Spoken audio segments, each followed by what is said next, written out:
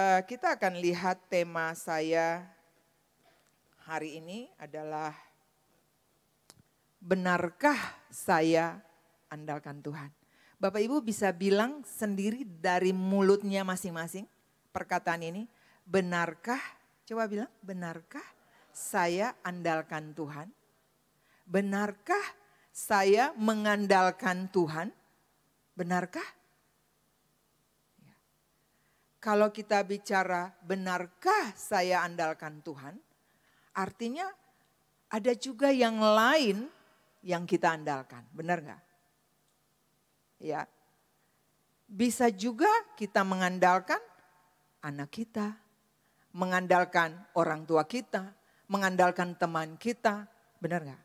Mengandalkan pendeta kita, mengandalkan para dukun, mengandalkan paranormal, para petenung, para penyihir, siapapun, kekayaan kita, jabatan kita, uang kita, harta kita, semua bisa menjadi yang kita andalkan. Benar gak sih? Benar gak Bapak? Benar. Jadi kalau pertanyaan benarkah saya andalkan Tuhan, ini pertanyaan. Dan nanti jawabannya Bapak Ibu akan jawab sendiri di akhir nanti. Bapak Ibu akan tahu, oh ternyata saya ini memang andalkan Tuhan. Oh ternyata saya ini belum andalkan Tuhan. Walaupun setiap hari saya bilang saya andalkan Tuhan, Tuhanku hebat, Tuhanku dahsyat, Tuhanku luar biasa. Tapi ternyata saya masih andalkan yang lain Bapak Ibu. Hari ini pastikan bahwa kita pulang dari tempat ini, kita akan berkata, hidup saya hanya mengandalkan Tuhan. Katakan amin Bapak Ibu. Amin. Kenapa ini penting? Karena memang kalau kita tidak mengandalkan Tuhan, Yeremia 17 ayat 5 berkata, kita lihat Yeremia 17 ayat 5 berkata, coba kita baca sama-sama. Baca dengan suara yang keras. Beginilah firman Tuhan. Terkutuklah orang yang mengandalkan manusia, yang mengandalkan kekuatannya sendiri, dan yang hatinya menjauh daripada Tuhan. Lanjut. Ayat ke-6. Ia akan seperti semak bulus di padang belantara. Ia tidak akan mengalami datangnya keadaan baik. Ia akan tinggal di tanah angus di padang gurun, di negeri padang asin yang tidak berpenduduk. Lanjut, ayat yang ke-7. Diberkatilah orang yang mengandalkan Tuhan, yang menaruh harapannya pada Tuhan. Lanjut, ia akan seperti pohon yang ditanam di tepi air, yang merambatkan akar-akarnya ke tepi batang air, dan yang tidak mengalami datangnya panas terik, yang daunnya tetap hijau, yang tidak khawatir dalam tahun kering, dan yang tidak berhenti apa Bapak Ibu? Nah, itu perbedaannya. Jadi Bapak Ibu dan saya, kalau kita tidak mengandalkan Tuhan, kita hidup di bawah kutuk. Tapi kalau kita mengandalkan Tuhan, maka berkat itu mengikuti kita. Amin Bapak Ibu. Nah, minggu kemarin Bapak Ibu, saya mau berbagi sedikit bagi Bapak Ibu yang mungkin tidak hadir di minggu kemarin ya. Jadi waktu minggu kemarin kita itu belajar tentang tujuan apa Tuhan membuat kita ada di bumi ini. Ya. Tujuan apa sih kita ada di bumi? Yang pasti di Kejadian 1 ayat 26, 27 sampai 29 itu dikatakan bahwa kita ada di sini dengan tujuan Tuhan. Tuhan itu menciptakan saudara dan saya itu segambar dan serupa dengan Dia, ya. Kemudian Tuhan itu memberkati manusia dan bukan sampai di situ. Dia memberi kuasa kepada kita untuk menaklukkan ciptaannya. Untuk berkuasa atas ikan-ikan di laut, burung-burung di udara. Kan dia ciptakan alam semesta, baru manusia terakhir. Jadi dia ciptakan saudara dan saya untuk mengatur, mengelola semua yang dia ciptakan. Tapi kemudian kita lihat gambar itu rusak, benar ya? Gambar itu rusak. Tetapi yang saya mau bagi bahwa Tuhan menciptakan kita itu dengan tujuan khusus. Kemarin saya ingat Bapak Pendeta Elias itu bilang bahwa Tuhan tuh tidak menciptakan kita hanya sekedar untuk jadi orang Kristen, rajin berdoa, rajin beribadah, mati masuk surga. Ya, selesai. Tidak. Tapi Tuhan menciptakan saudara dan saya untuk menjadi ambasadornya dia di bumi. Kita ini wakil-wakilnya dia. Kita ini hadir di bumi ini untuk membawa kerajaan surga kemana? Ke bumi. Amin Bapak Ibu. Dan bukan sampai di situ.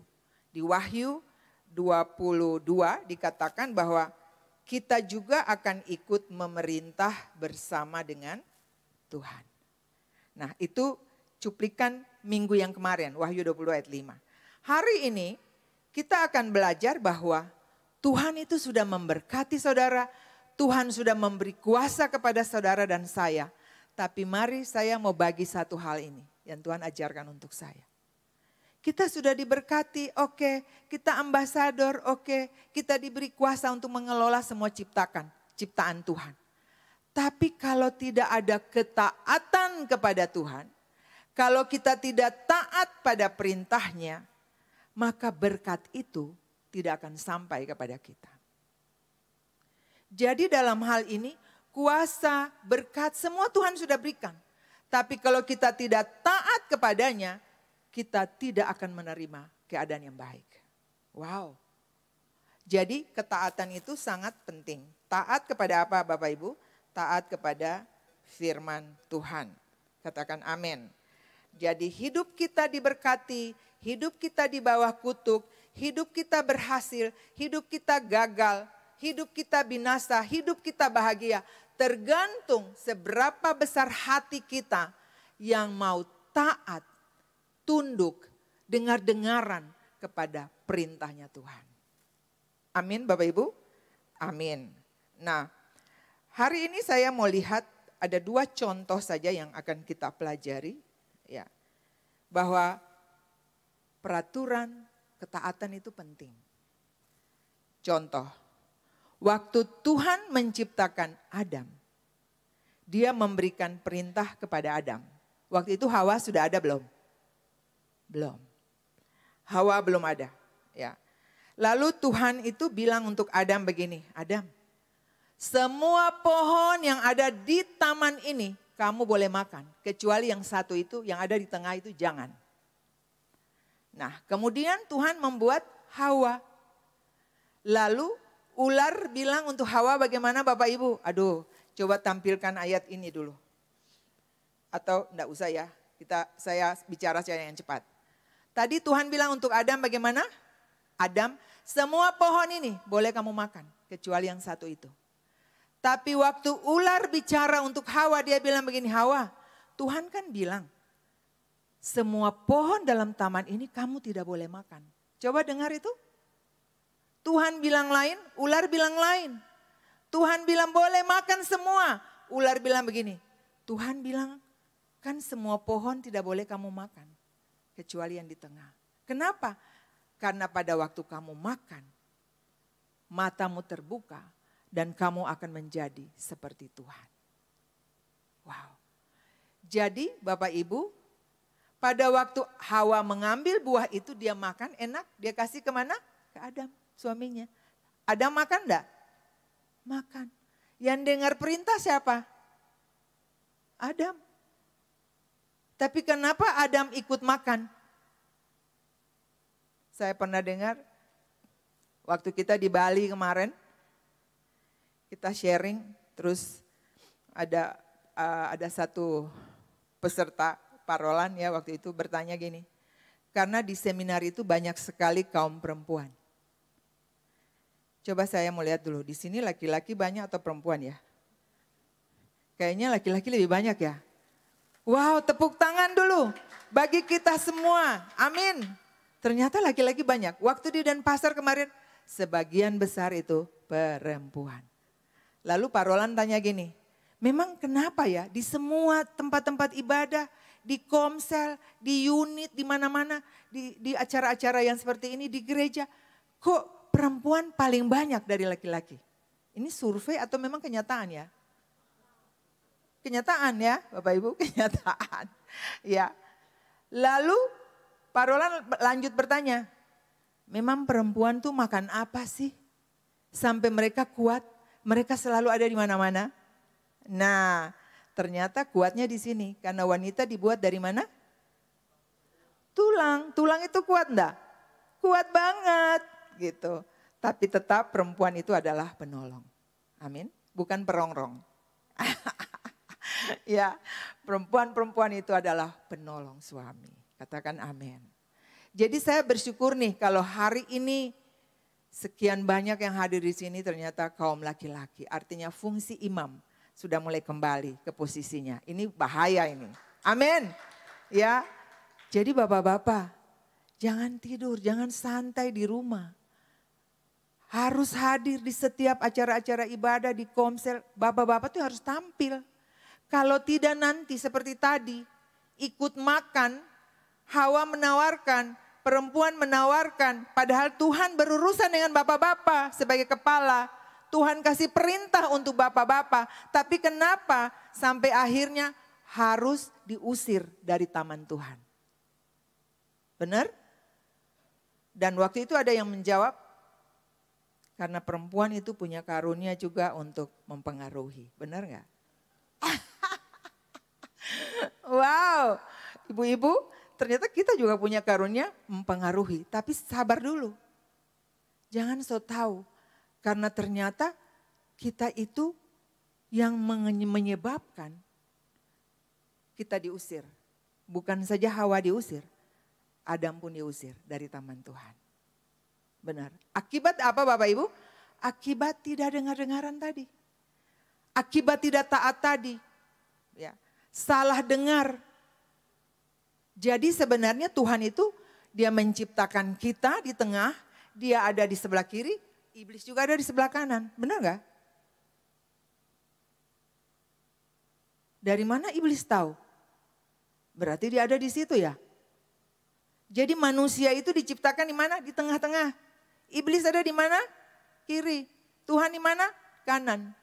Ada tarik-menarik. Jadi kita harus hati-hati Bapak Ibu. Kita harus taat. Taat kepada apa? Taat kepada firman Tuhan. Amin. Nah Bapak Ibu saudara yang Tuhan cintai. Kita lihat terus. Jadi Tuhan memberikan perintah. Tapi karena perintah itu dilanggar. Mereka diusir dari taman yang indah itu. Dan firman Tuhan berkata, tanah menjadi terkutuk karena Adam. Makanya dengan peluh muka baru kamu makan rotimu. Betulkah bapak-bapak sampai sekarang bekerja dengan peluh muka? Benar enggak? Tapi jangan salah, ibu-ibu juga bekerja dengan peluh muka. Betul ya? Bapak Ibu, zaman now semua bekerja. 23 dikatakan, dengan susah payah kamu cari rezekimu. Semak duri dan rumput duri akan dihasilkan. Dan tumbuh-tumbuhan di padang menjadi makananmu. Jadi Tuhan kasih aturan, tapi akibat karena mereka melanggarnya, mereka mengalami hal yang kurang baik. Mereka diusir Bapak Ibu. Nah kemudian mari kita mau lihat, saya mau bawa Bapak Ibu untuk melihat bahwa kalau aturan itu kita tidak taat, kita tetap hidup di bawah kutuk. Jadi kita harus taat. Kita harus tunduk pada aturan. Kita harus tunduk pada hukum. Benar gak? Makanya pemerintah juga tidak sembarangan untuk menyandang pedang bagi masyarakat yang tidak taat hukum. Betul? Jadi betapa hukum dan aturan dan perintah Tuhan itu sangat penting bagi saudara. Nah, yang kedua kita belajar. Kita belajar ya. Yang kedua kita lihat waktu Tuhan bawa umat Israel keluar dari Mesir. dari tempat perbudakan. Mereka mengalami satu kebebasan. Mereka mengalami begitu banyak mujizat yang terjadi pada waktu mereka di Goshen. Bapak Ibu tahu air berubah menjadi darah di seluruh Mesir. Di Goshen di mana orang Israel tinggal tidak ada satupun air yang berubah menjadi darah. Belalang ada di mana-mana, hujan es, hujan batu, sampai tulah yang terakhir. Kematian anak-anak sulung termasuk anak Firaun mati semua. Itu tidak terjadi di Goshen. Artinya apa? Mereka menyaksikan begitu banyak mujizat dan keajaiban Tuhan dalam hidup mereka. Lalu pada waktu mereka berjalan Tuhan bawa mereka mutar di padang gurun. Tapi Tuhan juga memberi mana setiap hari untuk mereka. Amin. Tuhan memberikan air untuk mereka, daging mereka makan berlimpah-limpah. Ada tiang awan, ada tiang api yang menyertai mereka. Bapak Ibu tahu di padang gurun itu pada waktu siang panasnya 40 sampai 60 derajat Celcius, malamnya itu bisa 0 derajat. Jadi ternyata pembekuan atau kedinginan yang sangat dahsyat juga itu terjadi di padang gurun, bukan saja di Antartika Bapak Ibu. Dingin sekali pada waktu malam. Tetapi yang saya mau lihat begini, bahwa mereka dikasih mana, mereka kasih air. Tapi jangan lupa ada satu hal yang kita harus ingat. Tuhan juga memberikan 2 loh batu untuk menuntun Israel keluar dari padang gurun. Amin.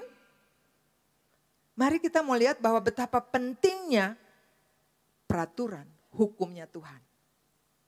Tidak taat binasa gitu. Dan 2 loh batu itu Tuhan tulis dengan apa? Tangannya sendiri. Saya ingat waktu saya masih SMP dulu, Bapak Ibu ingat kita nonton film Musa yang tentang 10 hukum Tuhan ya. Tuhan tulis 1, jangan ada padamu Allah lain. Jangan sujud dan menyembah, betul ya. 10 hukum ditulis oleh tangan Tuhan. Lalu Musa turun dengan 2 loh batu itu dari Gunung Sinai. Dan pada waktu dia turun, dia belum sampai di bawah, dia lihat ke bawah begini. Wow, umatnya sedang apa? Sedang berpesta dengan apa? Lembu emas yang mereka buat. Mereka telah sujud menyembah kepada lembu, kepada buatan tangan mereka. Sudah ada Allah lain yang mereka sembah. Makanya pertanyaan saya, benarkah saya andalkan Tuhan? Bapak Ibu, di dalam kata mengandalkan itu ada kata percaya. Ya, sanggup, mampu. Jadi kalau andalkan atau mengandalkan itu rumah besarnya. Di dalam rumah besar itu ada dia dapat dipercaya, dia sanggup, dia mampu, dia hebat, dia adalah pemimpin, dia adalah leader kita. Nah itu masuk di dalam kategori mengandalkan. Jadi pada waktu kita bilang mengandalkan itu percaya juga ada di dalamnya. Bapak Ibu bisa tangkap? Nah seperti itu. Jadi kita harus ingat bahwa ternyata bukan saja Tuhan kasih makanan minuman, tapi Tuhan juga kasih perintahnya. Dan waktu perintah itu belum sampai, mereka ternyata sudah langgar perintahnya. Bayangkan kalau perintah itu tidak ada, yang dibuat saja mereka langgar habis-habisan. Apalagi kalau tidak ada. Manusia akan menjadi apa? Manusia akan menjadi serigala bagi manusia yang lain. Manusia yang kuat akan menjadi serigala bagi manusia yang lemah. Benar? Kalau kita hidup tanpa hukum, tanpa aturan, kita lebih buruk daripada hewan Bapak Ibu. Benar? Jadi 10 hukum itu Tuhan kasih dan kemudian Musa melempar 2 loh batu itu. Tapi nanti kemudian kita akan tahu bahwa hanya ada 2 hukum. Apa dan apa Bapak Ibu? Kasihi Tuhan dan yang kedua kasih sesama. Jadi di zaman sekarang, di zaman perjanjian baru, di zaman Tuhan kita, di zaman Roh Kudus ini hanya ada 2 hukum Tuhan. Hukum yang pertama kasihi Tuhan. Yang kedua apa? Kasih sesama. Jadi kita harus mengasihi Tuhan dan juga kita mengasihi sesama. Maka tercakuplah seluruh hukum Tuhan itu. Amin. Jadi kita lihat bahwa peraturan hukum Tuhan itu sangat-sangat penting. Nah, Bapak Ibu Saudara, kalau kita bicara tadi Yeremia 17 ayat 5. Terkutuklah orang yang mengandalkan apa yang pertama? Manusia. Terkutuklah orang yang mengandalkan kekuatannya sendiri. dan yang hatinya menjauh dari Tuhan. Saya mau kasih contoh. Mengandalkan manusia itu seperti apa? Coba multimedia, Bung Peter tolong tampilkan Ulangan 18 ayat 9 sampai 14. Ini kita harus baca dan kita harus ingat karena nanti pulang dari sini Bapak Ibu akan memberi jawaban. Kita ini benar mengandalkan Tuhan. Atau kita ini ternyata belum mengandalkan Tuhan. Coba kita lihat. Ulangan 18 ayat 9. Kita baca ya Bapak Ibu. Apabila engkau sudah masuk ke negeri yang diberikan kepadamu oleh Tuhan, Allahmu, maka janganlah engkau belajar berlaku sesuai dengan kekejian yang dilakukan bangsa-bangsa itu. Ayat 10. Di antara kamu janganlah didapati. Nah ini, mari buka mata, buka hati, buka pikiran, lihat ayat ini baik-baik. Di antaramu janganlah didapati apa? Seorang pun yang mempersembahkan anaknya laki-laki atau anaknya perempuan sebagai korban dalam api. Ya. Ataupun seorang yang menjadi petenung. Seorang peramal. Seorang penelaah. Seorang penyihir. Ayat 11. Seorang pemantra. Ataupun seorang yang bertanya kepada arwah. Atau kepada roh peramal. Atau yang meminta petunjuk kepada orang-orang mati. Ayat 12 bilang apa ya?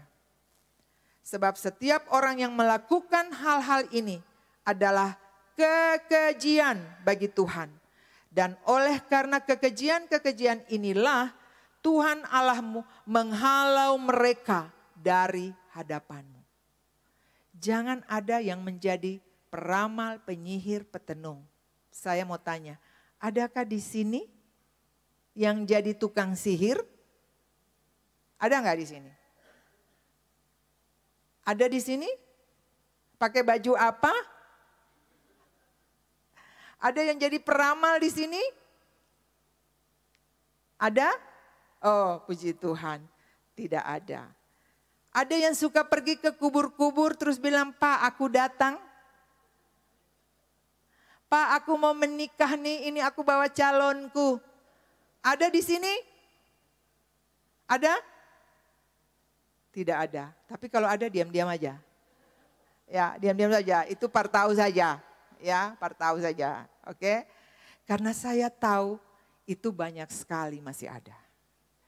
Saya ingat saya pernah pergi ke Belanda ya beberapa waktu yang sudah lama lah. Saya pergi sekeluarga Bapak Ibu. Lalu kakak dari suami saya itu dia ajak kita pergi ke kuburan. Dia bawa anggur lah, dia bawa minuman-minuman yang macam-macam ya. Terus saya bilang ini mau bawa kemana? Sudah sis kita pergi. Ternyata ini pergi di kuburan Bapak Ibu. Nah sampai di sana terus dia mulai. Aku sudah janji loh dari luar. Bung jangan bicara apa-apa di kuburan ya. Itu orang tua sudah mati bertahun-tahun lalu. Dia bilang tenang sis ayo kita pergi. Kita masuk di kuburan. Pas waktu itu lagi musim salju jadi kubur-kuburan tuh semua kayak di film-film ya. Penuh dengan salju kuburan-kuburan itu. Tapi seru banget masuk ke dalam.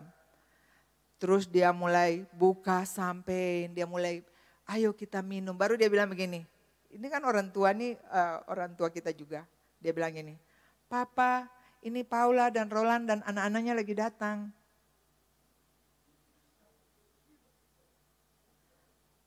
Papa, mereka ini datang dari jauh loh.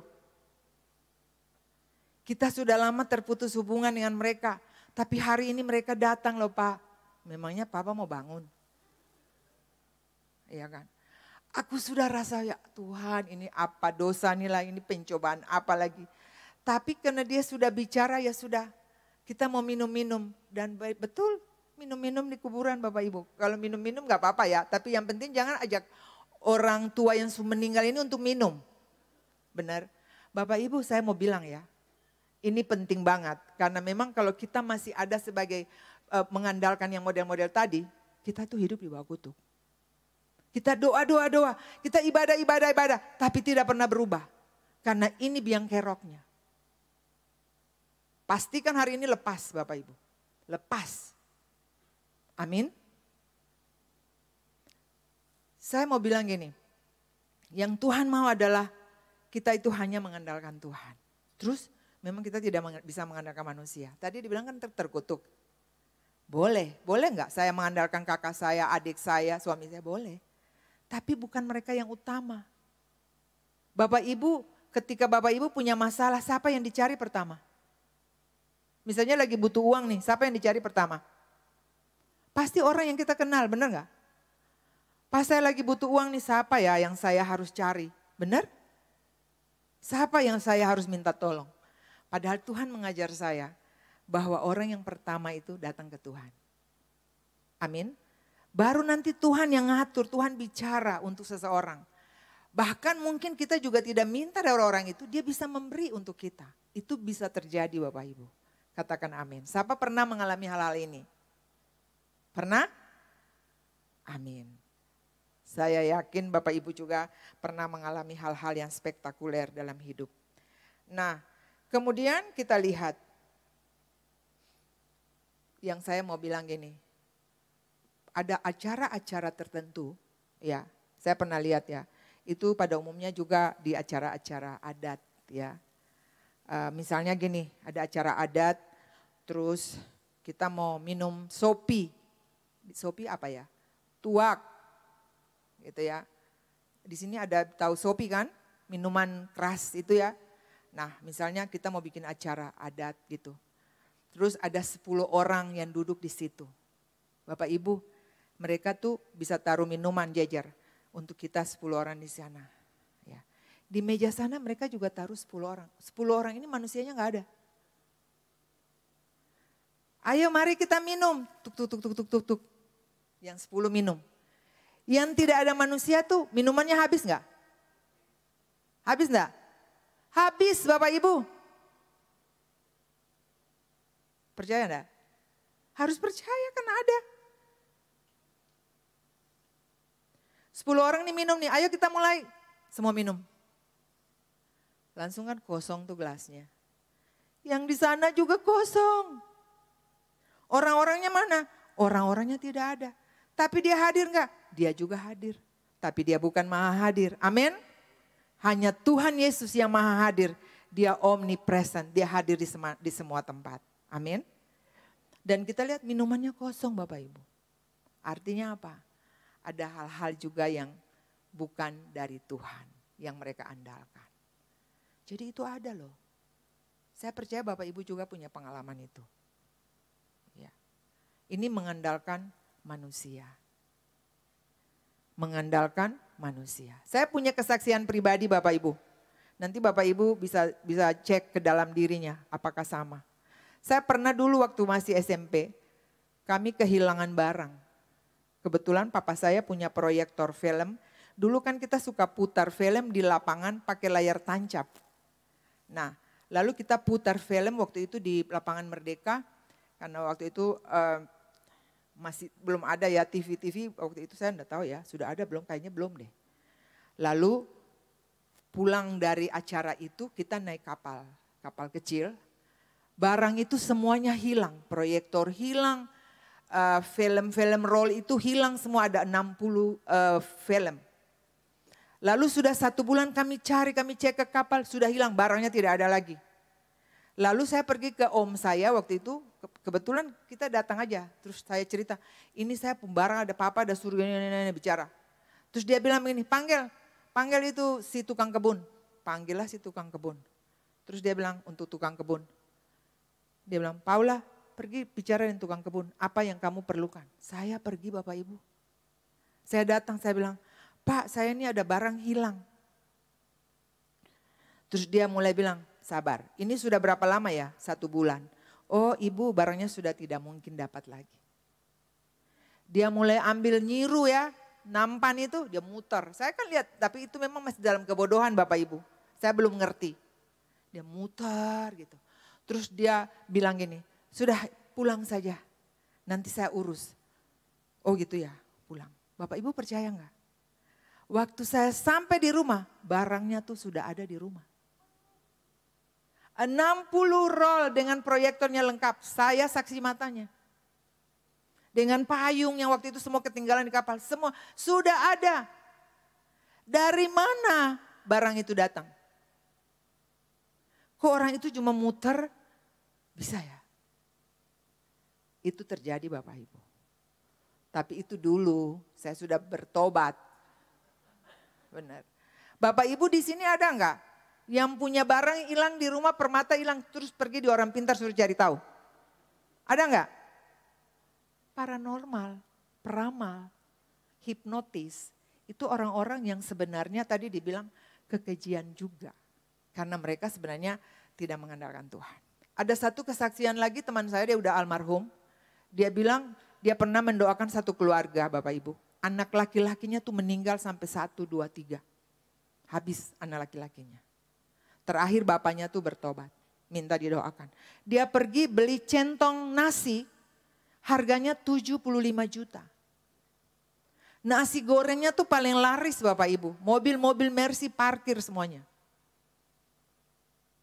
Nah, centong nasi. Teman aku lihat. Itu harganya berapa? 75 juta. Dia pergi beli di satu tempat. Itu ada cara-caranya, ada ritualnya. Boleh enggak? Silakan. Tapi apa yang terjadi? Semua keturunanmu, anak-anakmu habis. Jadi boleh langgar aturan, silakan. Tapi resikonya tanggung sendiri. Sedih ya? Saya berdoa supaya tidak ada di sini yang pergi lagi ke peramal-peramal, pergi ke petenung, pergi ke orang pintar. Amin. Kalau enggak nanti buruk semua, hidup di bawah kutuk. Wow. Nah itu mengandalkan manusia. Mengandalkan diri gimana Bapak Ibu? Bapak Ibu ada yang punya pengalaman mengandalkan diri sendiri? Ada enggak? Mengandalkan diri sendiri.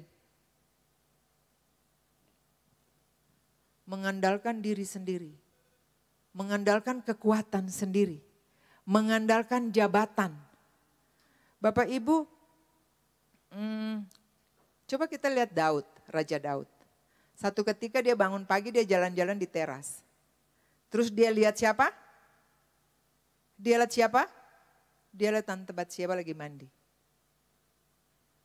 Pada waktu itu dia pulang, pada waktu itu dia menginginkan Bathsheba ini. Bathsheba udah punya suami belum? Sudah. Lalu Daud merancang untuk Uria suaminya pergi berperang. Dia ditaruh di barisan pertama, barisan depan. Dan Uria itu mati. Ini mengandalkan apa? Jabatannya. Dia bisa ngatur karena dia punya kekuasaan. Ini yang dimaksud dengan mengandalkan kekuatan sendiri. Mengandalkan jabatan. Kita juga bisa bikin apa saja karena kita punya uang. Benar. Saya punya kesaksian juga mengandalkan diri sendiri. Bapak Ibu dulu saya waktu masih kerja. Saya juga sudah minta ampun dari suami saya karena saya dulu kalau misalnya ada orang butuh uang dari saya akan kasih pinjam itu tanpa bicara. Mau 100 juta kah, mau 200 juta kah, saya bisa Bapak Ibu kasih saja. Pinjam. Saya bisa pinjam teman punya uang untuk kasih pinjam ke orang. Dan akhirnya orang ini bayar enggak? Dia tidak pernah bayar. Setiap kali saya butuh uang saya cari dia, Bung, Usi tolong dong. Dia bilang, aduh maaf Bu Paula, belum ada. Saya bawa dia ke bank, tarik duit 300 juta Bapak Ibu. Dia bilang nanti dia mau bayar saya. Dia bayar enggak? 2 hari uangnya keluar. Saya tanya teman saya, itu uangnya udah belum? Dia sudah ambil. Dia ambil semua uangnya, dia tidak kasih saya 1 rupiah pun. Lalu saya mulai marah ke Tuhan. Saya bilang, Tuhan, begini, Tuhan kok tega ya. Tuhan tolong. Karena apa saya harus bayar utang? Cukup lama enggak kalau bayar ratusan juta? Lama. Saya nangis tiap hari lalu Tuhan bilang apa Bapak Ibu? Paula, hapus hutangnya. Bapak Ibu pernah alami ini? Ada enggak? Saya alami. Paula hapus hutangnya karena apa? Kalau kamu tiap hari cuma duduk komplain saya, setiap kali kamu ingat dia, antibodi kamu menurun, kamu nanti sakit. Lupakan saja. Lalu saya bikin apa? Saya hapus Bapak Ibu. Saya bilang oke Tuhan, kalau Tuhan suruh saya hapus hutangnya. Saya hapus hutangnya. Saya lupakan dia. Dan beberapa waktu kemudian saya dengar istrinya sudah meninggal, semua rumahnya juga disita oleh bank ya. Nah ini yang saya mau gambarkan bahwa mengandalkan kekuatan sendiri pun resikonya tanggung sendiri. Siapa suruh mau pi utang per orang. Sementara Tuhan bilang beri dari apa yang ada. Tapi dalam hidup ini kadang-kadang kan memang kita juga harus saling menolong. Benar gak? Benar ya Bapak Ibu. Jadi ini cuman saya mau kasih contoh karena kita semua juga adalah orang-orang yang berhutang dalam hidup ini. Betul? Termasuk bukan hutang uang saja, hutang nyawa juga. Amin ya. Jadi itu contoh bagaimana kita mengandalkan kekuatan kita. Kan waktu saya mau buat apa saja, saya tidak perlu bicara dengan suami. Ya toh? Karena saya pikir kan saya yang nanti urus, saya gini. Nah ini resiko saya tanggung sendiri Bapak Ibu. Jadi Daud pun mengalami waktu dia punya anak dengan Batsheba. Anaknya kemana? Mati. Dan dia kembali minta ampun sama Tuhan. Dia bertobat dari semua kesalahannya. Dan kemudian Tuhan pulihkan dia. Lahir yang berikut adalah Salomo. Betul? Dan Salomo itu dikatakan dia raja yang tidak ada mungkin sampai hari ini.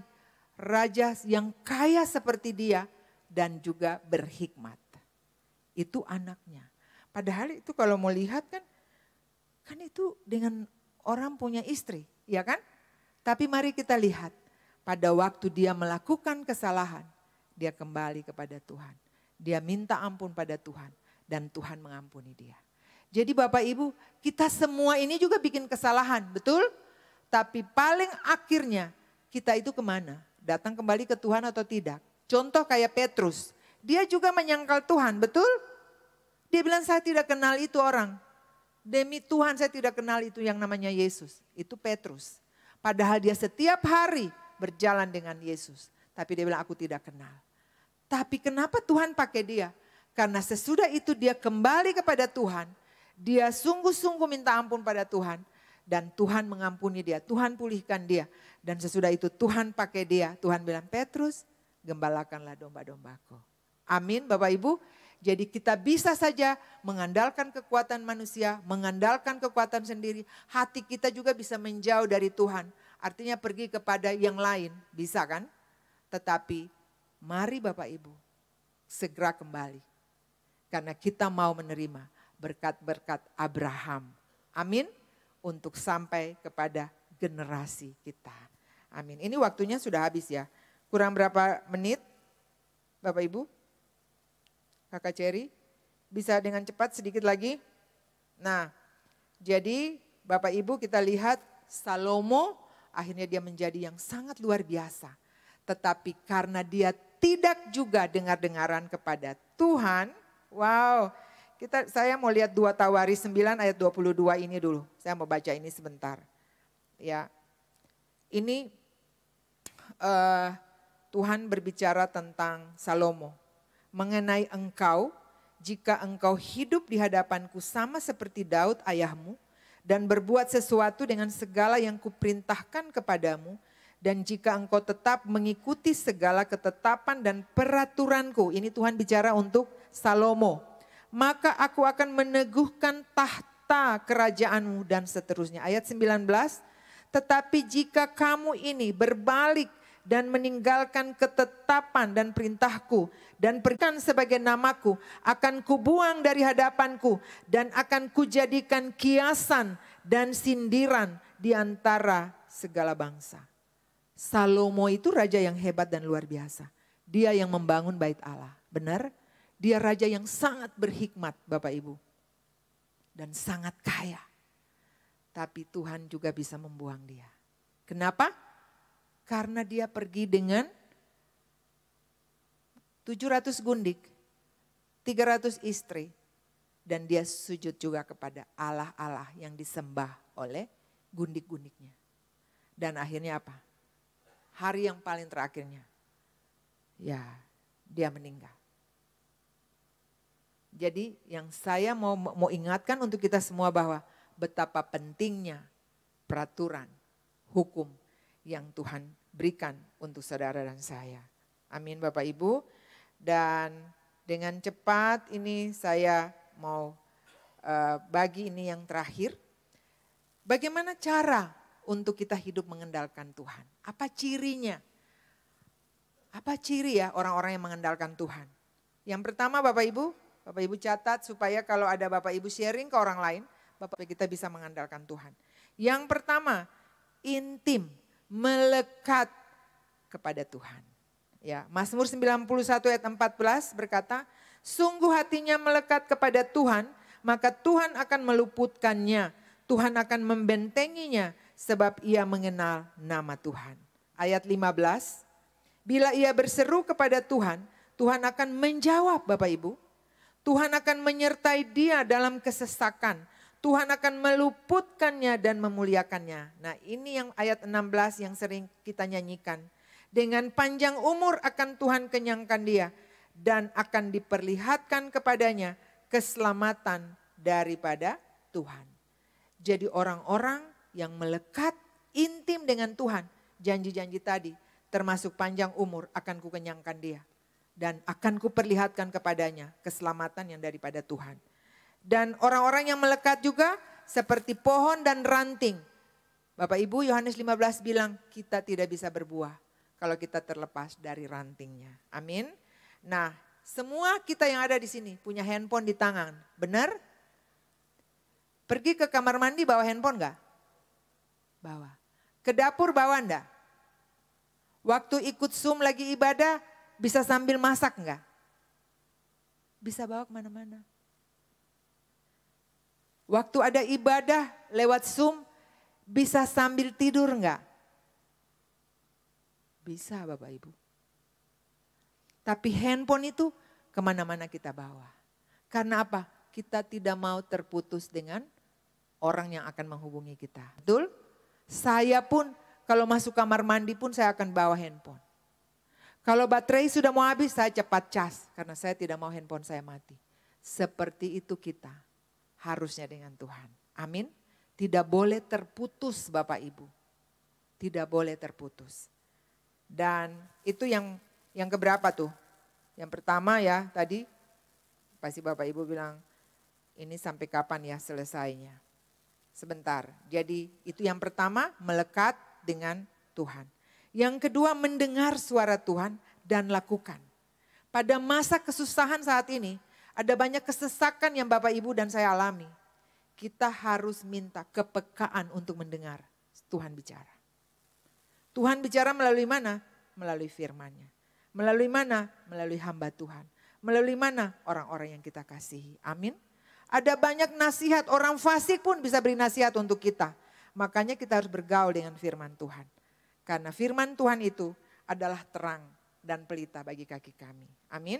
Jadi kita harus belajar untuk mendengar dan melakukan suara Tuhan. Ada banyak contoh dalam Alkitab bagaimana Abraham dipanggil keluar, tinggalkan keluarganya, rumahnya, harta bendanya. Pergi ke suatu tempat, dia dengar Tuhan bicara. Dia lakukan enggak? Dia pergi. Dia tahu jalan enggak? Dia pergi saja. Karena Tuhan yang minta.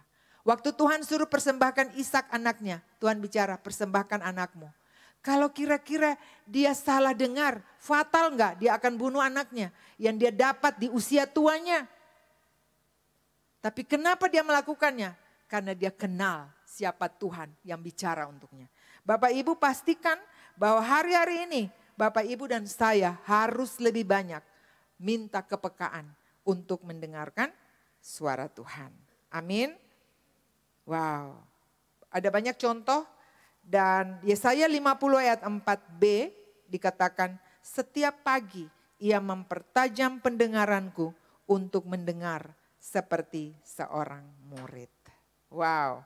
Dan yang ketiga untuk mengandalkan Tuhan. Ciri orang-orang yang mengandalkan Tuhan. Taat pada perintah Tuhan atau taat hukum. Tadi saya sudah bahas di muka bahwa tanpa aturan, tanpa hukum manusia seperti hewan.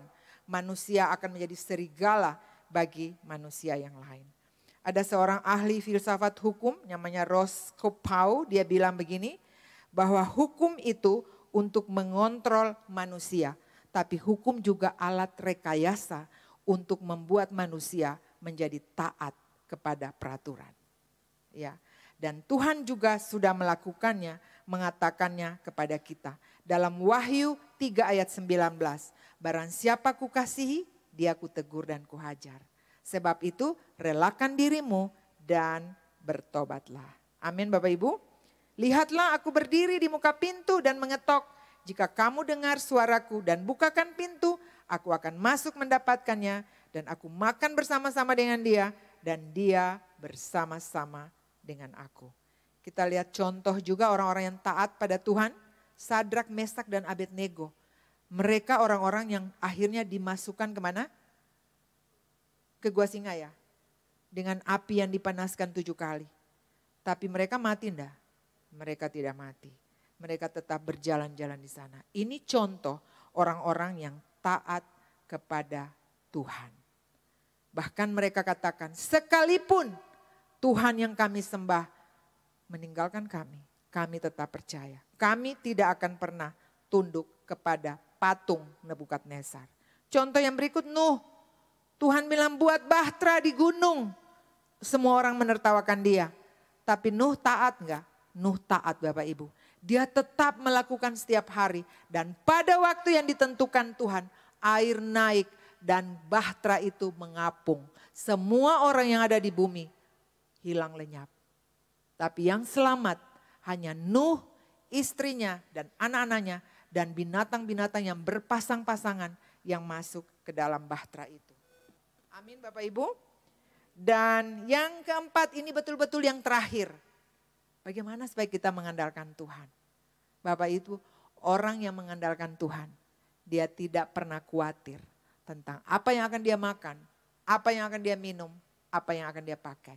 Karena Tuhan kita, Jehovah Jireh, Tuhan yang menyediakan. Amin Bapak Ibu. 1 Petrus 5 ayat 7 berkata, serahkanlah kekhawatiranmu kepadanya, sebab ia yang memelihara kamu apa? Setia. Tapi Tuhan juga bilang, sadar dan berjaga-jagalah, karena lawanmu si iblis berjalan berkeliling dalam ayat yang ke-8. Sama seperti singa yang mengaum, yang mencari, yang dapat ditelannya. Lawanlah dia dengan iman yang teguh. Dan Mazmur 37 ayat 4, bergembiralah karena Tuhan, maka ia akan memberikan kepadamu apa yang diinginkan hatimu. Serahkanlah hidupmu kepada Tuhan dan percayalah kepadanya dan ia akan bertindak. Amin. Khotbah saya sudah selesai. Mari kita berikan kemuliaan dulu bagi Tuhan. Amin Bapak Ibu. Nah, sebelum kita doa, saya mau doa untuk Bapak Ibu juga. Saya mau bilang satu penglihatan saya beberapa hari lalu. Saya pengen bagi ini untuk Bapak Ibu. Saya dalam doa pagi, saya melihat ada pohon kelapa yang tercabut dengan akar-akarnya. Coba Kakak Peter tampilkan, ada pohon kelapa yang tercabut dengan akar-akarnya. Ya. Lalu saya lihat pohon kelapa ini, saya lihat akar-akarnya tuh, kan kalau tercabut dengan akar tuh ternyata pohonnya kecil tapi akar-akarnya tuh tinggi sekali, jadi lebih tinggi dari saya. Lalu saya bilang begini, pohon ini ada di tepi pantai. Ya, ini akar-akar pohon kelapa Bapak Ibu yang tercabut dengan akar-akarnya. Ya, pohon kelapa ada beberapa gambar, coba Kakak tampilkan. Ya, ini saya punya penglihatan waktu doa. Lalu saya bilang, Tuhan, ini apa maksudnya? Ini pohon kelapa dan akar-akar ini apa? Tuhan bilang begini. Kan kita sering berdoa bilang gini. Kalau orang sakit kita sering berdoa bilang begini. Aku cabut setiap tanaman. Benar? Matius 15 ayat 13. Aku cabut setiap tanaman yang tidak ditanam oleh Bapakku. Tapi kali ini Tuhan bicara begini. Aku cabut setiap tanaman yang tidak ditanam oleh Bapakku. Tanaman itu apa? Tanaman itu Yeremia 17 ayat 5. Itulah tema yang saya bagikan untuk Bapak Ibu. Ini spesial yang saya dapat. Amin. Tuhan bilang gini. Kamu lihat akar-akar pohon itu? Banyak gak akar-akar pohon itu? Banyak, ribuan akar. Itu kutuk-kutuk yang mengandalkan manusia. Itu kutuk-kutuk yang mengandalkan kekuatan dirimu. Itu kutuk yang hatimu jauh daripadaku. Dan umatku mengalami ini. Lalu saya bilang begini, kok pohonnya nih ada di tepi pantai ya? Tuhan bilang begini, kenapa pohon ini bisa tercabut dengan akarnya dan dia ada di pantai? Karena ada badai. Karena air membawa pohon ini. Karena ada tsunami yang datang. Pohon ini bisa tercabut dengan akar-akarnya. Jadi untuk saudara mau terlepas dari sakit penyakit, saudara mau terlepas dari keterikatan apapun, saudara mau terlepas dari kutuk Yeremia 17 ayat 5, hanya kalau ada badai yang datang. Itu pesan Tuhan untuk gerejanya. Tidak mungkin ada aman-aman pohon kelapa ini roboh sampai dengan akar-akarnya tercabut. Hanya karena ada apa?